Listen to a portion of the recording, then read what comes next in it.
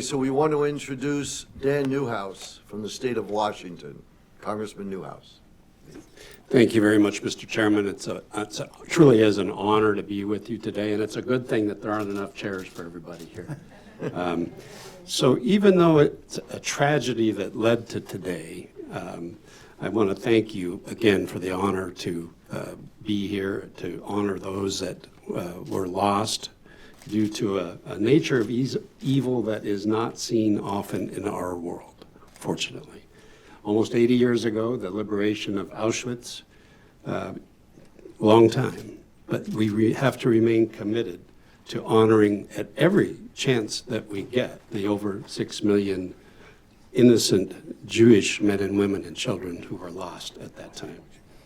The Holocaust exists, I think, as a stark reminder of the consequences of hatred and prejudice. And I see it as a moral duty to ensure that the lessons that we learn from that hatred, from that prejudice, reflect the resiliency of the survivors and also those that helped to end the tyranny. Evil, as it was seen in that era, and is even seen around the world today, unfortunately will never cease to exist.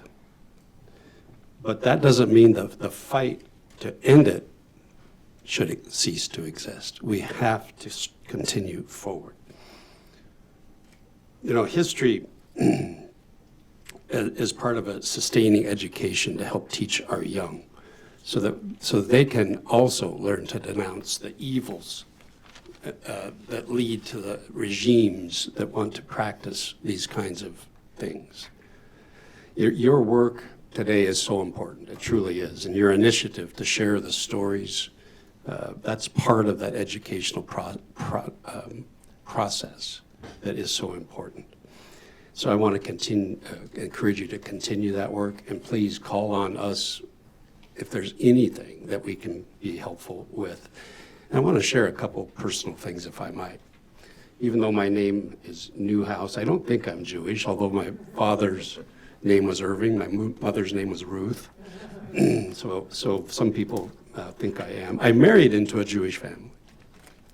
And so this is personal for that reason as well. But one other thing, and I hope I'm not alone in this, there's only 2 places that I've ever been in this world that I have felt the presence of souls of people who had gone before me. One was the battlefield at Gettysburg.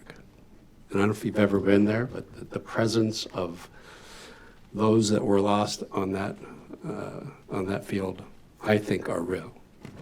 Yes, the second place was at Dachau, where it was palpable, the feeling of those that suffered at that terrible time. And I just wanted to share that that's part, I think, of the educational experience that we must continue to strive to provide for the younger generation so that this will never happen again. Thank you very much for having me today. You know, the congressman mentioned education. People think history repeats itself. It doesn't. People repeat themselves. I think that's a powerful message.